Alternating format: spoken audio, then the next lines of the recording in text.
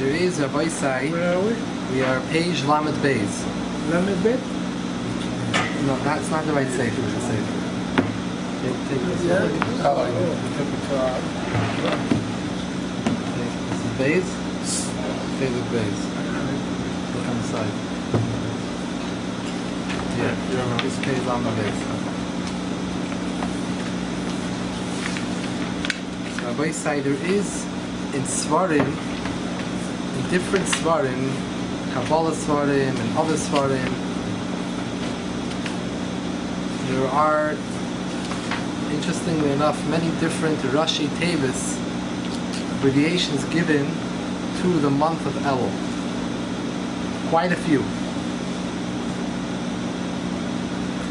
One of them, this Maimer starts, page Lamed Beis on the right column, starts with the Rashi Tevis, which are, one of the earliest sources that we have for it is one of the Rishonim, the Avodas Hashem quotes it, and other Svarim, a lot of Mekubalim and other Rishonim quote it. Here, use this one. That's good also. Yeah. Just look for Dvarim. Vayikra Minu Dvarim. The Lamed Beis is in the Sefer Dvarim. No, earlier. No, that's the sources. No, earlier. Before Shir Hashirim. Now, so this Maimer starts off Anila Doidi V'Doidi Li Rosh Hashanah Elul. The Rosh Hashanah of Elul is a pasuk in Shir Hashirim. The pasuk says Anila Doidi V'Doidi Li Haroy V'Shashanim. I am to my beloved is to me Haroy V'Shashanim, who pastures in the roses. Now, this is one Rosh Hashanah. However, there are other Svarim that bring other Rosh Hashanah. There's one we'll discuss a little bit later on, but we'll discuss at the ending of the Shir maybe, that there are a number of other Rosh Hashanah in Elul. Yeah. Yesterday we learned in Allah the pasuk.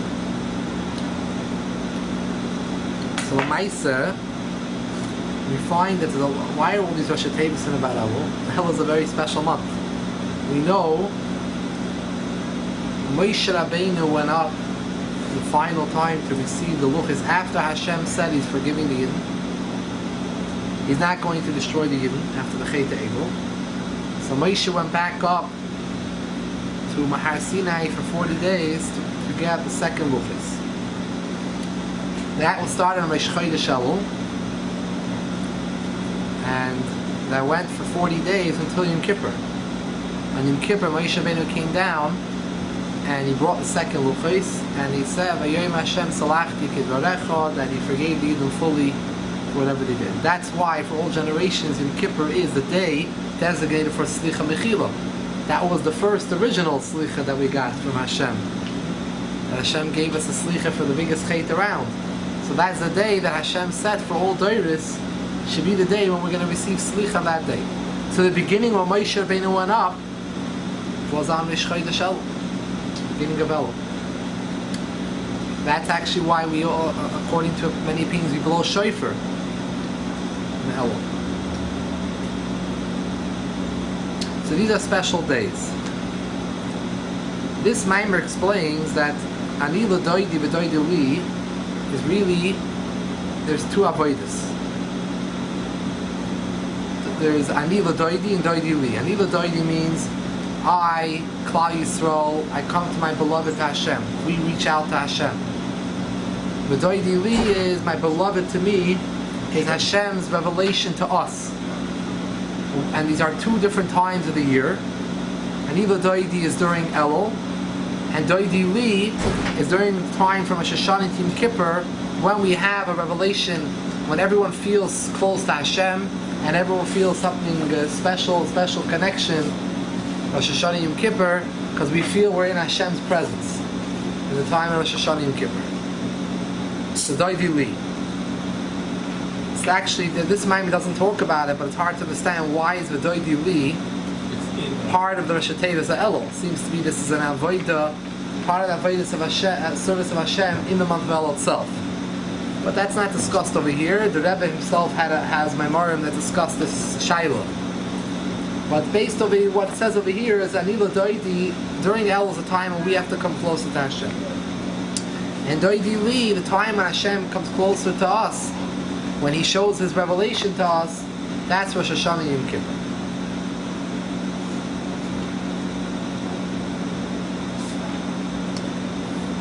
So let's take a look inside. Ani v'doidi li Rosh Tevis Elul.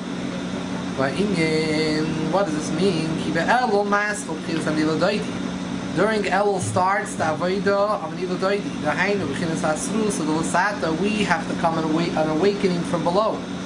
Ad Rosh Hashanah Yom Kippurim, sheheim, then those times of the years b'chinas hamshachas of the kusei lamata v'chinas is galus. Then comes the revelation of godliness from above. So first it starts below to above, then comes above to below. Like the pasuk says, in Shir Hashirim it says, Shir Hashirim is externally a story about an ava between an ish v'isha, husband and wife. And however, this is all a mashal, a parable that Shlomo Melech gave for our love between Klal Yisrael and Hashem. So Shir Hashirim says, Smoili Tachas Areishi. His left hand is underneath my head. He holds his left hand under my head. That's Hashem putting his left hand around the head of Klal Yisrael. V'yamini techapkeini, and his right hand he hugs me. These levels are two different levels, left and right. When we find in Psukim, we discuss left hand and right hand. Hashem doesn't have a left hand, He doesn't have a right hand. What do you mean left and right? Right hand represents something, and left hand represents something. Right hand represents Chesed Ava. Left represents Yira and Gvura, fear of Hashem. So this pasuk says when Hashem is putting His left hand around Klal Yisrael, it means Hashem is showing His fear on Klal Yisrael. The Yiras Hashem. When is that? Rosh Hashanah Yom Kippur time. When the immediate when does he hug me with his right hand? Hashem hugs Klal Yisrael with the right hand. He shows them Ava and Chesed. That's during later on by Sukkot time. Sukkot is a very joyful time. It's full of simcha, full of Ava. And the Sukkah itself represents the hug of the Eibishter. We sit in the Sukkah, we're sitting around the walls of the Sukkah, we're being hugged. Kaviyachol by Hashem. Shemesh Hashanah va'ad Yom Kippurim v'chinas Smoilei v'chinas Yira she'oz uzman is galos malchus yizbarach. That is a time of the relation of Hashem's kingship. V'chein koydem le'hamelach ki malchus v'malchus kelam. Therefore, during the 10-day period from Rosh Hashanah to Yom Kippur, we call in all the in davening we exchange, instead of saying Hakel HaKadosh, Hakel HaMishpat, we say Hamelach HaKadosh, Hamelach HaMishpat, and throughout the davenings of Rosh Hashanah Yom Kippur, we refer to Hashem as Hamelach, the King. We focus on the aspect of Him being the King, because the concept of a king is more removed from us, something fearful, something of awe, of respect. That's the inyan of Yira that's present during the times of Rosh Hashanah Yom Kippur. What does it mean, Malchus Malchus Kelamim? We say in Tehillim and Ashrei 3 times a day, Malchus Malchus Kelamim. Your kingship is a kingship of all the worlds. What does it mean, all the worlds? We have one world we see. Well, Alter Rebbe explains, Pirush Afilu Ba'olam Salamim, even the higher worlds, in the secret world, in the hidden worlds that we can't see, the spiritual worlds, where you have all the malachim, the angels and the neshamas, tipul aleim emes hamelach achadi. The kingship of Hashem is everywhere, through all the worlds. Umizeh nimshach gam lamata klolos l'sham Yisrael l'kabel malchus shamayim aleihem tiyirase apneim kol hasham. From this yira that we receive, this Yiras Hashem that we receive during Rosh Hashanah Yom Kippur, that inspires us and gives us the strength an entire year to serve Hashem with that level of acceptance of Hashem's yoke. Ki Yiras Hashem ba'avos en yisuy v'netur v'leva adam b'kei chatzmei ki mekoyech ha'ora nimshach al ma'aylam ve'eis v'zman as galusei v'v'shalom b'chinas yiru. Yira and Ava originates from Hashem.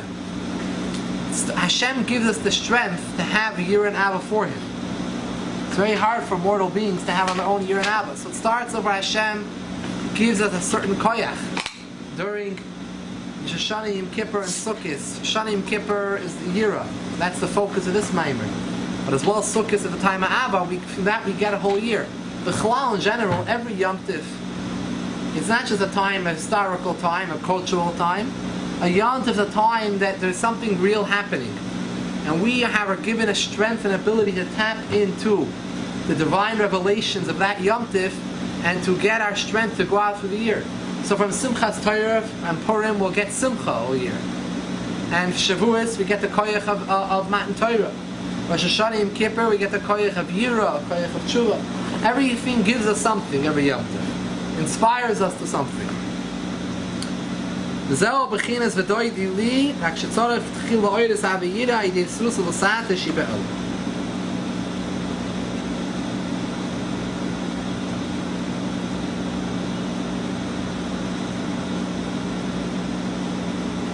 V'hinei noida, it's known, shibe elul, zman is galus yud gimel serachim. It says in many Sfarim, especially in Kabbalah Sfarim, that during Elul time is a revelation of the 13 midos of Rachamim. Hashem has 13 different attributes of mercy, which are in the pasuk that we say, Vayaver Hashem, Hashem Kel Racham V'Chanan, all the different words that we say, Kel Racham V'Chanan, Erech Hapayim. Those are the 13 midos, as well as a pasuk Mi Kel Kamoicha, who is like you, who is merciful. Also, all the words in that pasuk, 13 words, represent the Yud, Gimel, and 13 midos of Racham. In Elul time, there is that revelation.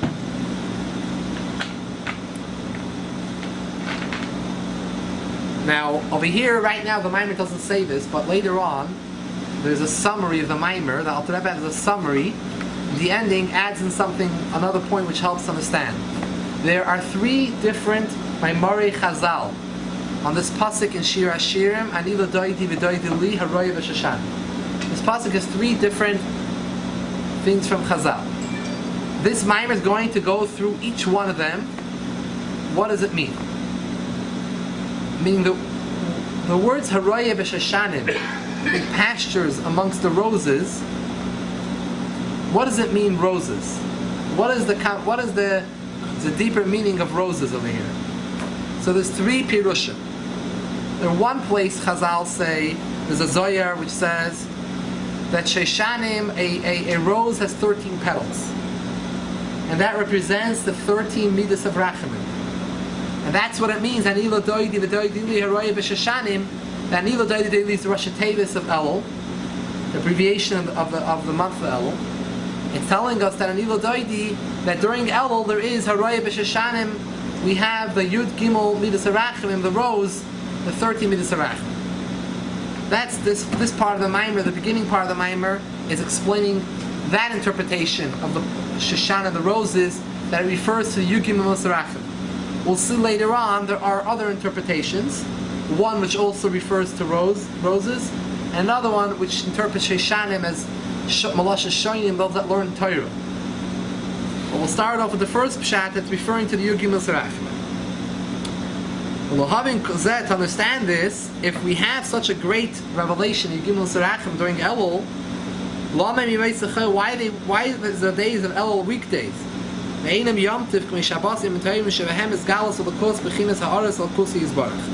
What is a Shabbos and what's a Yom Tif? What's it different than the weekday? Because Shabbos and Yom Tif, there's a greater revelation of a Likus, a greater revelation of godliness. On Shabbos, even more than Yom Tif. That's why Yom Tif, why are we not allowed to do work on Shabbos? Because when you're standing in front of the king, you don't do work. You follow what the king wants. You bow to the king. Shabbos, we're supposed to feel like we're in front of the king in a more revealed manner. Therefore, we don't do work. Someone who makes motions or works in front of the king is rebelling against the king. You're in the king's presence. So we don't do any work on Shabbos. On Yom Tif, the revelation isn't as high. So yes, we're not allowed to work, but we're allowed to do certain forms of work. We're allowed to cook and other forms of work are more than Shabbos because the revelation is on high. So here the Maimer says, if we have such a great revelation, Shoshanim is the 13 petal rose, the Yugim Rachim, that's the revelation Elul. So why is it these not Yom Tov days? Befrat Beis is man Yugim Midashim Oros Yonis Moed. These are such great revelations in Misgalim Yom. We know that Yom Kippur, we say a lot of times in Yom Kippur, we keep on saying Vayavar Hashem Banav. Bavadi Shefresh Godim Yom Kippur Elul. Maybe there's for sure a great difference in Yom Kippur and Elul. He gave the Alter Rebbe gives his famous mashal. Hine Yuvan Api Mashal Amelech. This is understood based on a mashal to a king shekoidem boy la'ir before he comes to the city Yoitzan she'ir the Kurasei, top of page Lamabez, the second column. Makavel Panav Asada. The king is on the way to his palace, on the way to the city. He travels through the field. The field people, come out to greet him. Someone shut up the phone. V'hu mekabel es kulam v'sefer panim yafis. U'mar panim seichek esekulam. He receives everyone warmly, smiles to everyone. The king is outside. He came to the people. However, once he arrives inside the king's palace, then it's not easy to approach him. You can only enter with permission. Even those that get permission are only the exclusive people. Those that are high-level people in the government. Regular people, VIP, regular people don't even get permission. But even the VIP can only come in with permission. The same thing is the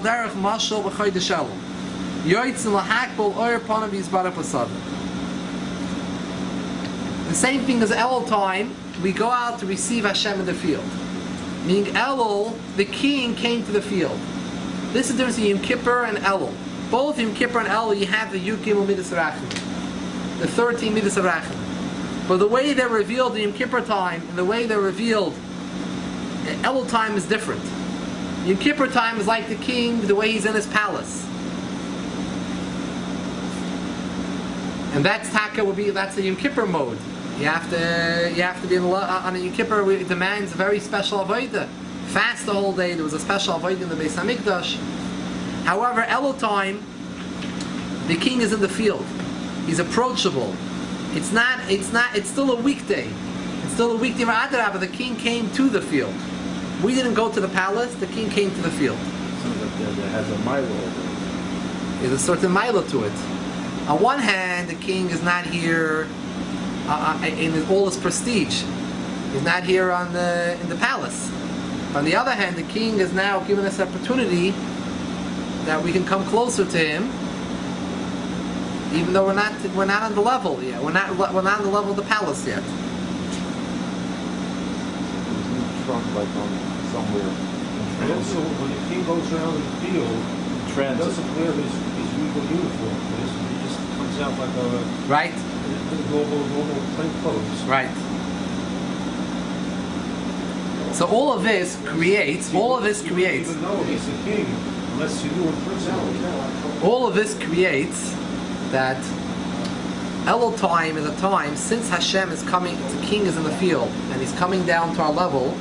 So therefore, that you're not required to be on the level of Yom Kippur. You're not required to feel like it's a Shabbos and it's a Yom Tov every day of Elul. However, on the other hand, it's an opportunity for us to chaparayin. To chaparayin in Elul,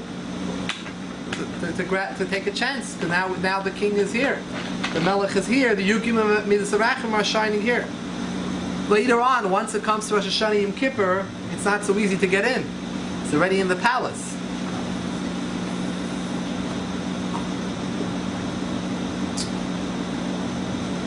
Kihine ksiv yar sham pana belecha shving in aros yigim midish yepana bepana nishiyar give pim mitzvah nisbara v'makein nesham Yisrael yishi ikar pim mitzvah el v'isbara v'daf v'leiv v'nefesh v'umked v'liv v'mesiras nefesh. A person has to shine himself, stand before Hashem face to face during Elul. V'arazuin imshach is kel shu reishis kol yigim midis v'makoyin v'kavusan. Kel Hashem v'yarlanu. The first one of Yigim Midas Rachim is the name Kel. That's the first one. which is Bechinas Oren Seif Atzmei Mamesh, K'mishakos Gevaya Lekecha Eish Oichlu. Pirush K'mel Moshel Ziva Oilia Eish HaYoytzim and Eish HaAtzmei Sheklusim Veshum Eschalkos B'nil Ziva Yonim Shechmanu Kaka V'yochel Oris Aponim HaMeir L'Kol Yisrael Bechinas Kel Sh'Bechinas Oren Seif Aruchel Mamesh. There's a great revelation of Yugim Amidis during Elul, and that's brought out in the pasuk Kel Hashem Vayar Lanu. Kel Hashem, Hashem is Kel, he's the God. Vayar Lanu, he shines to us. What's the term Kel? Kel is that's the first of the 13 midas of Rachamim, of mercy. So that's what's being revealed, shining to us. V'lchein Nikri Yisrael Miloshin Sar Kel. What does the word Yisrael mean? We're called Bnei Yisrael. What does Yisrael mean? Yisrael is comprised of two words, Sar, Kel. The Malach Yaakov fought with Esau's Malach, and he didn't let the Malach lead till the Malach gave him a bracha. The Malach told him that from now on, you're not going to be called Yaakov anymore. Lo yikara Eichim Yaakov, Kim Yisrael, Kisarisa Emelekim Anoshim Tuchel. Because you have, Yisrael comes to the word Sar. You ruled over Elikim, a Malach like myself, and people, Batucha, and you won. So the word comes to the word Sar. And Kel is the word Kel. And he was a ruler over Kel. So he says, L'cheinik Yisrael B'loshin Sar Kel. By Yud Meir al Smalas L'Kapolok Mikacha Yasa. The word Yud in front is to show that it's constant. In Diktuk, it means it's constant. It's constantly Sar Kel. What does that mean? That every Jew has within inside himself, he has a part of Hashem. That's the Kel. And the Kel is a Sar. The Kel is a Sar, the minister inside of him, which can rule over all facets of its body.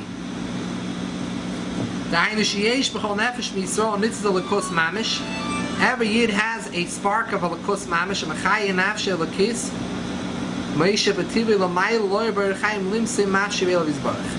Everyone has a spark of godliness giving him life inside of him, and it pulls him up like fire goes up to its source. Fire always flickers upward, the flame. So to the spark, which that everyone makes a Jew feel closer to Hashem. And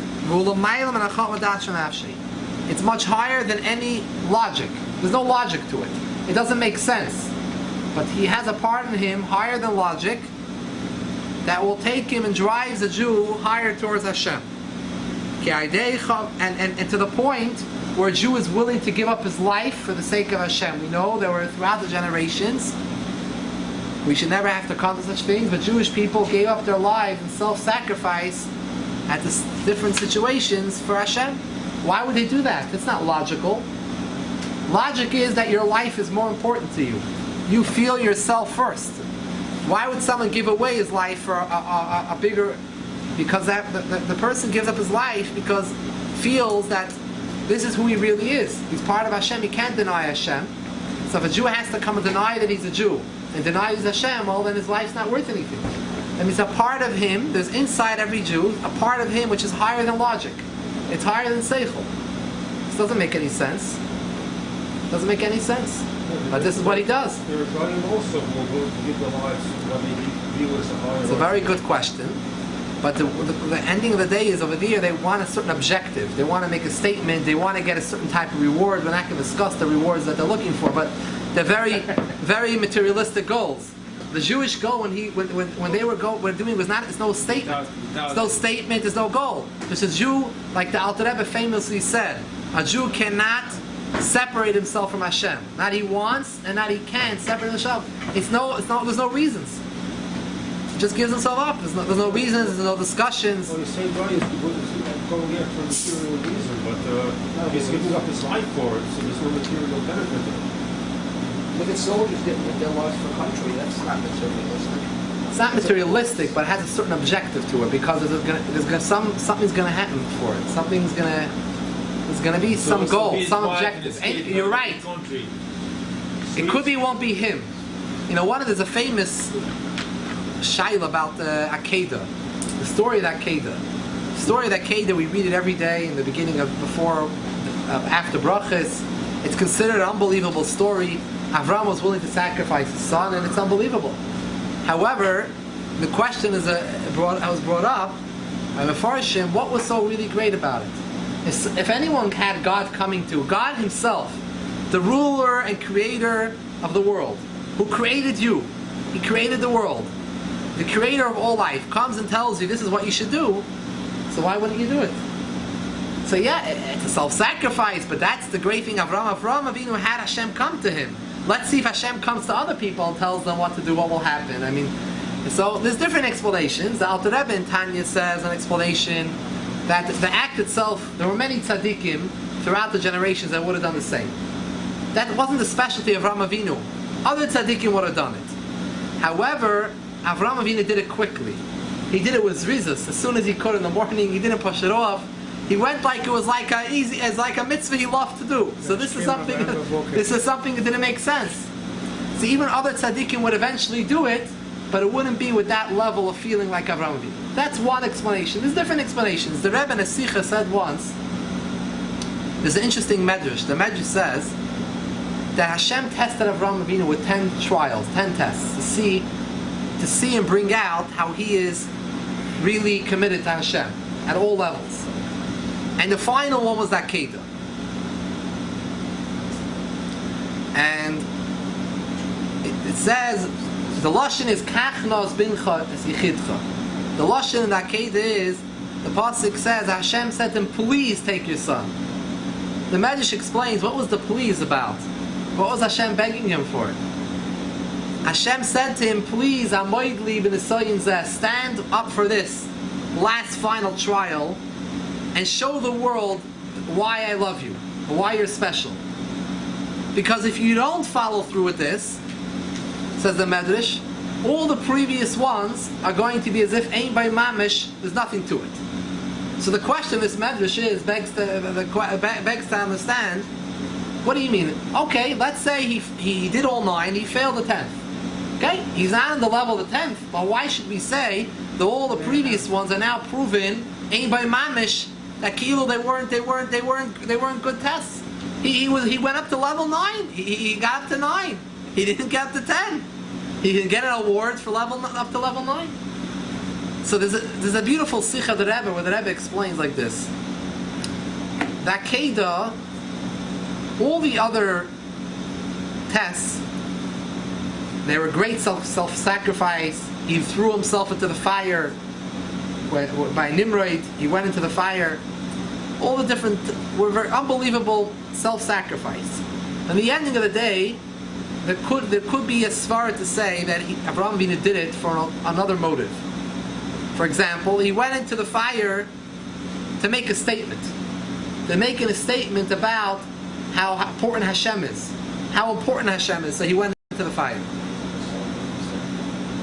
He went in, all the Goyim are watching, and he went to show how far he's going to go. So even though it was for Hashem, and even though it was to spread Hashem's word, however, since he had some type of point in mind, came out, it was a certain objective to it. It wasn't a total letting go of everything. There was a certain purpose to it. However, when it came to that Kedah, Hashem asked him to take the whole future of his religion, the future of his nation, this whole religion that Avraham Avinu started, and he's telling him to go and shecht your only son, so the whole thing is over. Basically, it's finished. There's no continuation. Not only is no continuation, he asked him to do it privately. It was in a private place, no one was there. He was going in a Har Maria in a mountain all by himself, and he's going to shecht him, that's it. Going to come quietly went, quietly came. There's not going to be newspaper articles about it. They're not going to say how beautiful it was, how gewaldic, and look what this guy did for his God, or how terrible, whatever they're going to say. There was nothing to it.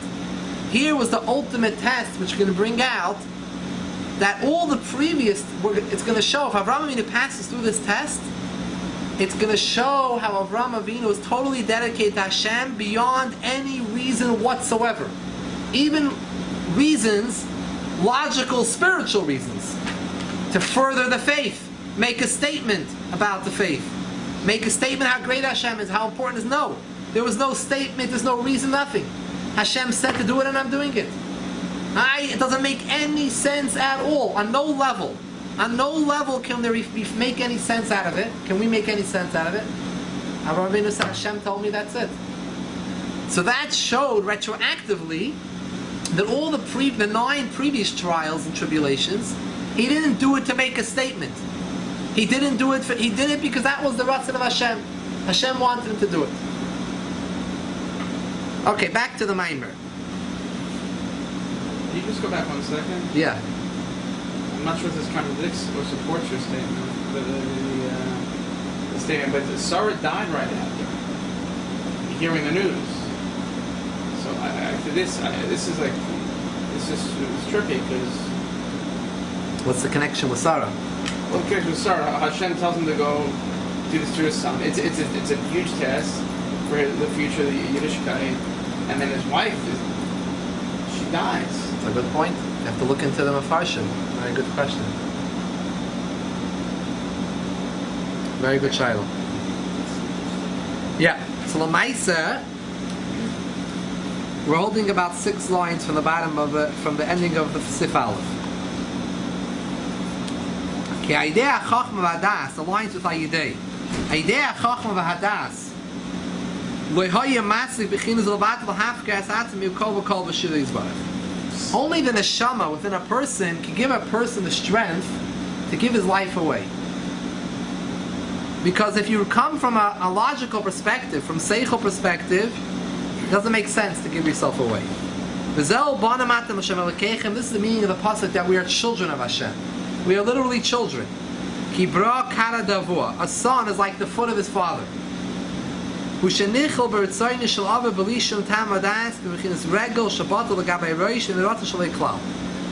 foot and the head. When the head wants to move the foot, when you want to move your foot, is there a whole thought process? No. If you want to move your foot moves. You want to move your hand, it moves. There's no waiting. There's no time. It doesn't have to explain it to the foot. It's automatic. The foot has no say. The foot has no say. It is totally nullified and bottled to the head. The body does whatever the head wants.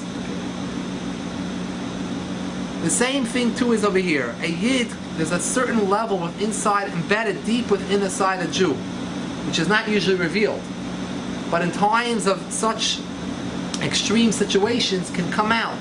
A Jew's neshama can be revealed when the Jew reveals that he only wants whatever Hashem wants. He only wants to do what Hashem wants. That deep love is revealed that's beyond any reason. And it's like a foot to head. This is what Hashem wants. Whether it makes sense, it doesn't make sense. He does it like the foot does it for the head right away. This is what it says in Pirkei Avos. You should be mavatal your own personal desire in life. Your personal want, for the want of Hashem.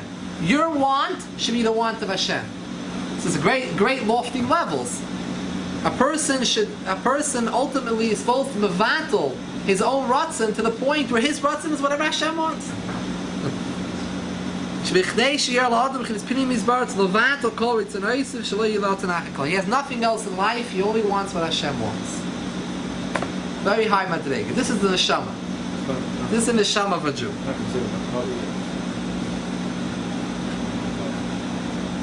Now, what Maisa is, that's the neshama what's inside every Jew. But we have a body. We have a Yetzer Hara. So we're not always doing what our neshama wants. Our neshama is not always revealed. Siv Beis. In every person, just like you have physically a city, you have a field, you have a desert, every person in his life, in his own personal life, has something which is similar to a city, to a field, to a midbar. Midbar, what does a desert represent in a person's life? He eretz lo yizruah. A desert is a place where things don't grow.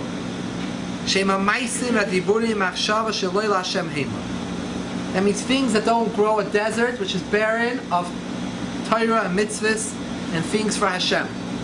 Things are not growing. Ein tzarich loimer pag machshava dirmaisa. Afilu gam yonim shal heter actually yonim shel tzich loid Hashem dvarim teilim. Heilav orcha damalkul ishtoy b'mila d'yoyta. Even things which are permitted. However, if a person sits his whole life and just indulges in things which are permitted, it's not about Hashem, it's also about himself personally. True, it's not asur, it's not forbidden, but if his whole life is busy thinking about his own objective, what will he get? What will he feel about it? Will it be pleasurable for him? Not be pleasurable for him? So he's not thinking about Hashem. It says, a midbar is a place where man does not dwell. Man doesn't dwell in a desert. What does it mean, man? Man over here refers to the man, it's referred to the Nevuah. Pirush Adam, Yecheskel saw, the Navi Yecheskel saw the vision of the Merkava, the chariot, and he saw the person sitting on the chair. The Adam refers to Hashem. So we say that a midbar, a desert, is a place where an Adam doesn't dwell. It means Hashem does not dwell, does not reveal himself in a place of the midbar, in a desert. A person is barren, he's not growing in his Torah and mitzvahs, and he's just empty. So Hashem is not there. You have to make yourself a mikdash. You have to make a sanctuary for Hashem, and then He comes. He dwells there. Of course, Hashem is everywhere, but we're referring to in a revealed fashion, in a revealed manner. In order to feel Hashem in your life, you're going to have to give up some things. We can't hold on to everything and have Hashem. One of the Rishonim wrote that it's not possible to have Avodas Hashem and Ava of the world together. They can't coexist. Ultimately, they can't coexist. We like to play the game where we pariv, but the ultimate is, if someone really has true Avodas Hashem, there's only one Ava for Hashem. So how can you have Ava for something else? That means you have something else, and another thing in life. So how can you love your wife? Yeah, ultimately you have to love all because Hashem. Everything is because there's a command in the Torah that you have to love your wife, love your children, love your family, Avas Yisrael. Ultimately, we're supposed to be doing these things not because of our natural instincts. We're supposed to reach a level inside of us to do it because this is what Hashem wants. So you love the world in that way also. A person should do things. If someone things which are good midas, toivus, and mitzvahs which someone naturally likes to do, one should do it. Someone naturally likes to give tzedakah. We're not going to tell you, you like to give tzedakah, stop giving tzedakah. You should give tzedakah. If you like to learn, we're not going to tell you just because you like to learn, you shouldn't learn. You should learn. But however, a higher level is when a person strives to come to a level where you do these things. Ultimately, you give tzedakah not only because it makes you feel good or you get honor from it, but you give tzedakah because Hashem wants you to give tzedakah. You learn Torah not only because it's pleasurable and enjoyable to learn Torah, but ultimately, the way a tzaddik learns Torah, what we should strive for is learning Torah because Hashem told us to learn Torah. That's the ultimate. We're very far from there, but we have to know that's what it's really about. That's what it means, Torah Lishma. The Rebbe one time described what does it mean to someone, what does it mean learning Torah Lishma? What does it mean to learn Torah for the sake of Torah? And he went through a lot of different reasons, and he said each one of them, he said ultimately, you're not really learning Torah for Torah itself. You have an ulterior motive. You want to be this, you want to gain this, you want to gain knowledge, you want to know what to do. You have a lot of different things. That's not for the Torah itself. So the way he gave the mashal to explain what does it mean learning for Torah itself, Torah Lishma, is that it's like a son, a child who didn't see his father for many years, and suddenly comes and sees the father. And he runs to the father and says, Father, Father. Is he thinking, what am I going to gain? Is he thinking about I want to be connected to my father? He's not thinking anything. This is my father, and he runs to his father. There's no thought. The ultimate Lishma is the Yid comes to Torah, he opens up the Sefer, because this is him. This is who he is. This is what that's it. He doesn't think it. There's no thinking. This is Torah. This is him. This is who he is. This is what he's about. He doesn't have to give a thought to it. He's thirsting for his father. He wants to see his father. So he opens up the Torah. That's how he connects to Hashem. The Eitzah Yehutzal is there. What happens when we find ourselves in a desert? A field. A field is a step up from the desert. The Maimer talks about a mashal about the king coming to the field. But the reality is, we're more concerned about the people that are not in the field than in the desert. The desert is much worse. The king comes to the field. He doesn't come to the desert because the desert's a place where Torah and mitzvah don't grow. He comes to the field, he's out of his palace. But the point is that the people that are in the desert, us, we're in the desert. And that we're not on the right track and everything. And we're not always thinking, doing, or speaking things we should. We should come out of the desert and come to greet him in the field. Come to greet Hashem in the field. How can we do that? The Eitzah Yutzul, the advice to this is, in Iksiv says in Apostle, you should search out from Sham, from Vir, Hashem. What does it mean, Vir? Why do we call Vir? Ki Pirush, Ki Hine Iksiv Ayar Lakim Asar Ki Toiv. The Pasuk says in Bereshis, Hashem saw the light, for it was good. For Pirush Razal, the Chazal say, Ki Toiv Lignois. Hashem saw that the light was good to hide the light. It was better to hide the light that was shining in the 7 days of creation. Where did he hide it? He hid it with every single Jew. Every single Jew has within him an neshama, but it's hidden. It's hidden inside of us. Shebechinas oir, shebechinas ha'oris, pinimis v'tzorni yizbarach, yish b'cholecha v'echem Yisrael, al shebechinas hesta v'helam oid b'tibay. It's very, very deeply concealed. We need to reveal the treasure of Yirah Shemayim that's found within the deep depth of every Jew. Because there are those that the neshama is lost and exiled within themselves. That's what the pasuk is saying. V'kashtem, search. Something which is lost, you have to search for it. You should search around. Search out within yourself. That's the avodah of Elul. Search out within yourself your neshama. It's lost within you. Get in touch with it. It's your subconscious. It's deep down there. We have to tap into it and tap into our neshama.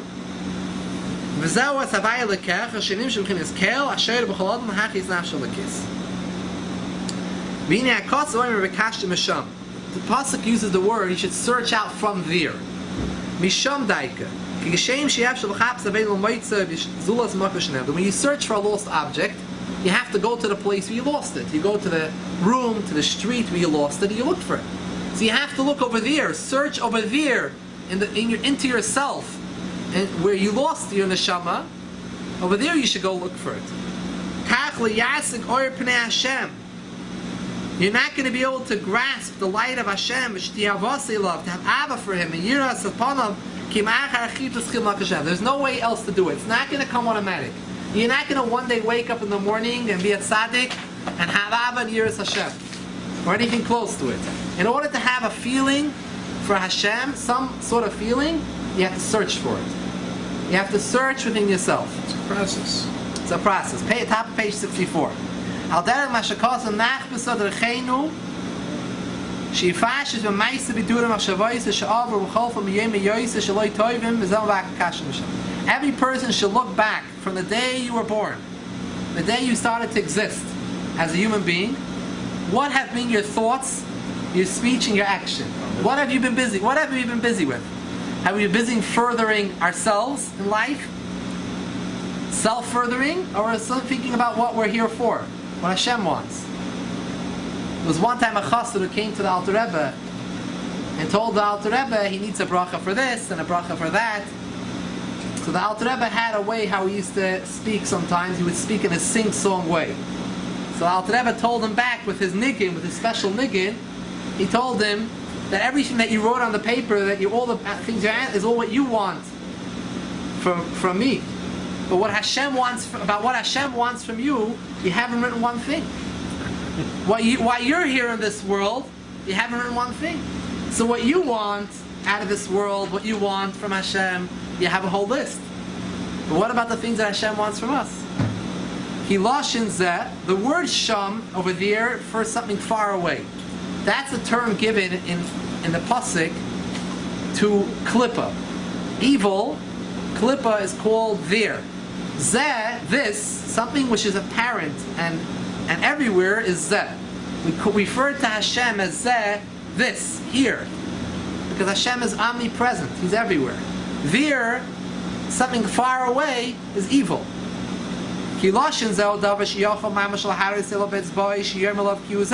Something because you can point your finger, that's what you say this.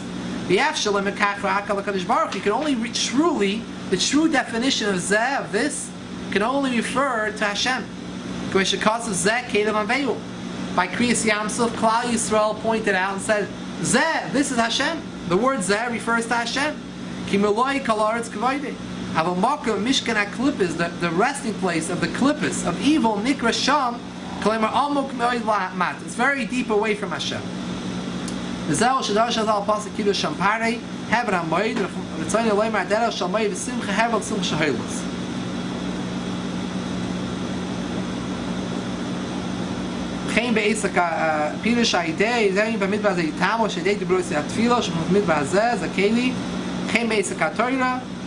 During davening and learning, one feels Hashem's presence. It's an inyan of zeh. Pirush leimer zeh hadavar. Dezi yitamu. Hainu b'shmishkas v'zoyer shlach shemim estam tiyeh v'sham yimusin and feels the pain. Shelo is in tzutza shenafel v'chinesham ha'idei Hashem nafshi yasa. When you daven and you learn, you can lift out the sparks that fell vir in klippa. V'zel shekatz v'isanu ha'yitzim misham ki v'emes ha'yitzanu chines sham v'daf v'izma. By Mitzrayim we say ha'yitzanu ha'yitzim misham. You took us out from Vir. Again, why is this term Vir? So literally speaking, Vir means there. There means Mitzrayim. In a deeper aspect, Vir means because it was a place of Klippa. It was a place of evil, Mitzrayim. That's why he's referred to as Sham. He took us out from Vir. A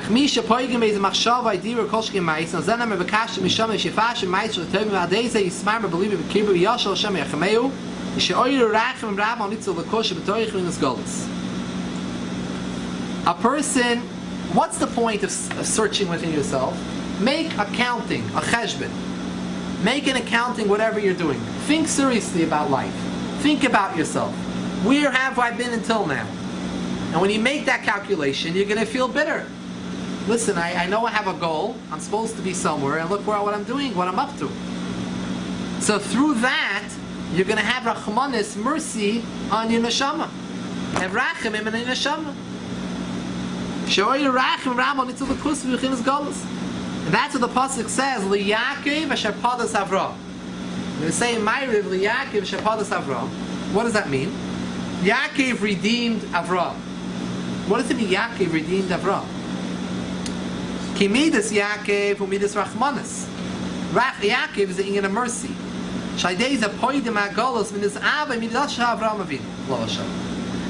know that the three Avis refer to Chesed, Gevura, Teferes. Ava, Yira, and Rachamim. In other words, Avraham Avinu is Ava. That's your Ava to Hashem. Every one of us. Why are these three called our Avis? No one else. Why don't we say the 12 Shvatim are part of them? There's 15 Avis. Only these three. Because these three gave something to every single one of Klal Yisrael. The Shvatim, each one of us belongs to a different Shevet. So we each one receive from our Shevet. Those from Shevet Ruvain receive from Ruvain. However, there are three Avis. They are the Avis that all of Klal Yisrael received an inheritance from those three. What did we receive from them? Avraham Avinu taught us and inherited, bequeathed to us Ava for Hashem. Yitzchak bequeathed to us Yiras Hashem. And Yaakov gave Rachmanis, having Rachim and pity. All those attributes come, every Yid has them. That's why we call them Avinu. Just like you call you have a father, you say your father. Well, till this very day, Avraham Avinu is our father. Yitzchak is our father. Yaakov is our father.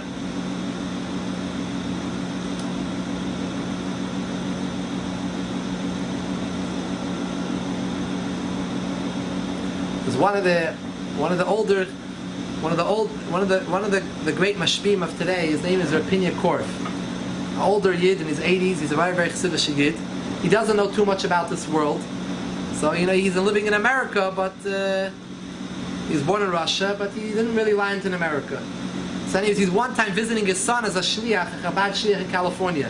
So he went for a Yom Tov to visit his son. He heard his son giving a drasha, speaking to the crowd. He was saying, we have three fathers. He said our forefathers.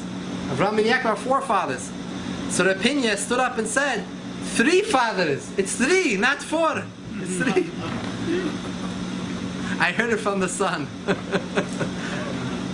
He thought his son went off. His son thinks his 4 fathers.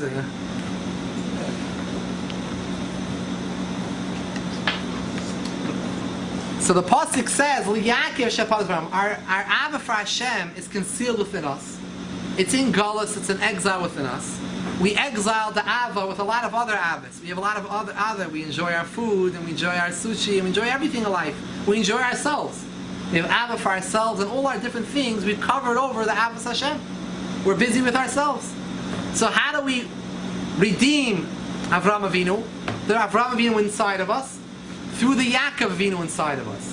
Yaakov Avinu gave us a koyach of rachim, of a mercy. So when we arouse mercy, think about where we're supposed to be in life. What we have done, we should feel mercy on ourselves. On our neshama. So Yaakov redeems Avram.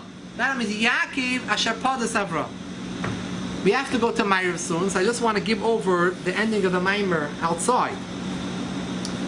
Now, the Rebbe goes on and says that what happens if someone tries this? He really tries this, and it's not so simple, right? You got to be really serious. He tries this, and it doesn't work. He doesn't feel mercy. He doesn't feel pity on his neshama. He thought about it. He went into it. He still doesn't feel rachim. What should he do?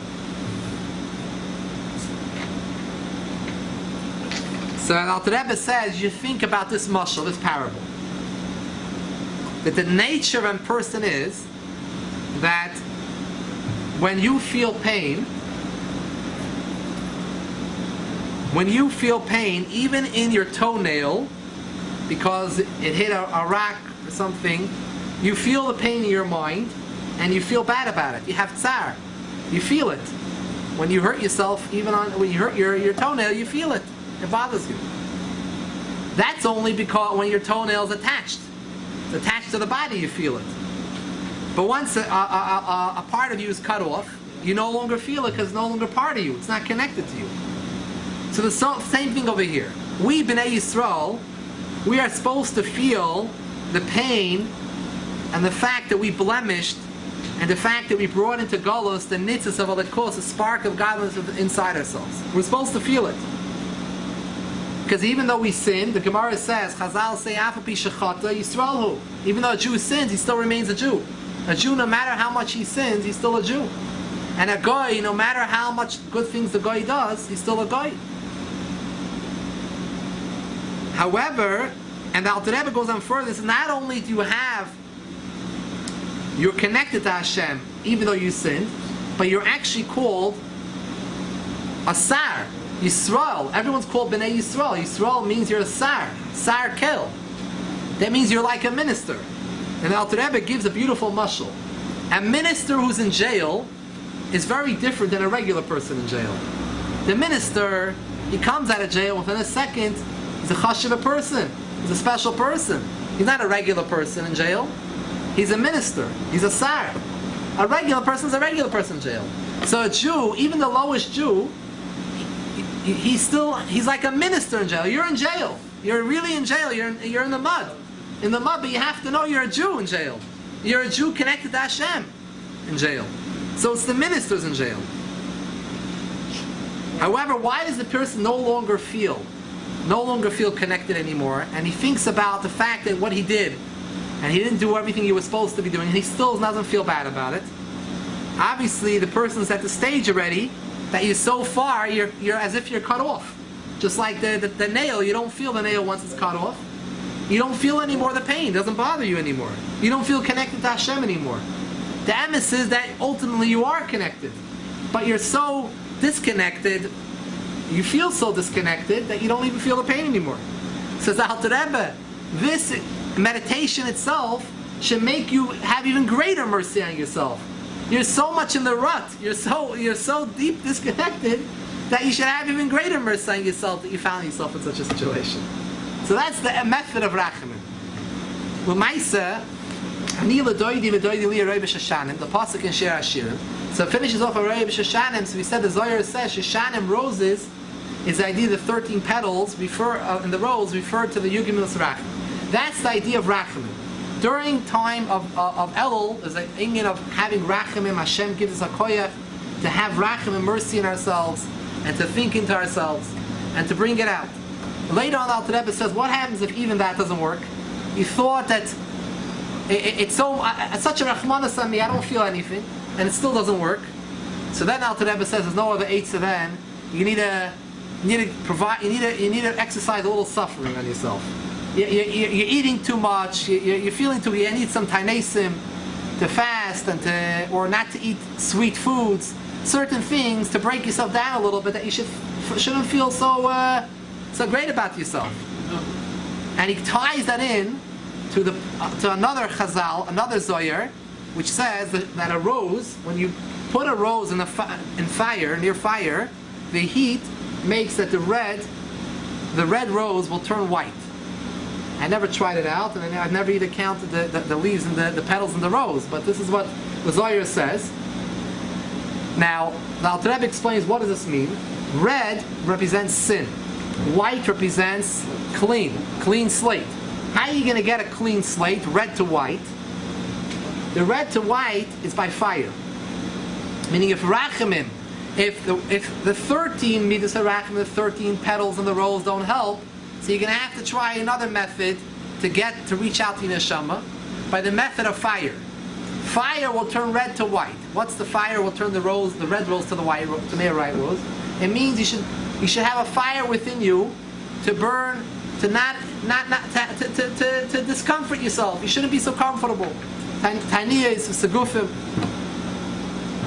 However, even after someone does all of this, and he actually reveals to himself his Neshama, he feels closer to Hashem. However, it could very easily evaporate. A person has inspiration, we get inspired, but then it goes away. We have a good farbrengen, whatever it was, a different Yom Tif, a certain speech, and we got inspired, and then it goes away. So the Alter Rebbe, you have to right away hold on to the love for Hashem. Don't let it go away. The Lashon in Shir Hashirim, it continues on, is a chasti v'lei arpenu. Once I find what my soul loves, you have to hold on to it, and don't let it go until you bring it he'll bring it into his mother's house and to his parents' house. And the Alter Rebbe explains mother's house refers to Torah Shabbat Peh, the father's house Torah Shabbat Ksav. A person has to learn Torah. Your Ava can't remain just a love. I love Hashem. Loving Hashem itself, there's a lot of malachim and neshamis up there that also love Hashem. You have to bring it down and put it into a vessel, into a keli, hold on to it, and put it into Torah and into Chesed. And that's the connection to the third Maimer Chazal on this pasuk in Shir Hashirim, Haroya b'Sheshanim. Sheshanim says, the Chazal say, the Gemara says, Sheshanim refers to Shoinim, those that learn Torah. So if you have Aniva Doidi, you're feeling, I am to my beloved, you're feeling close to Hashem, the way how you're supposed to keep on into it is you're right away supposed to bring it into Shoinim, into the inyan of learning Torah. By putting it to learning Torah, creating another shir, and right away grabbing a sefer and learning, that's the way you hold on to your Avodas Hashem. And he also says the inyan of tzedakah and chesed is another way, second way of bringing it. We should all have a successful Elul, and we should have a successful, good year. Aksiva v'chasim ha'toydah.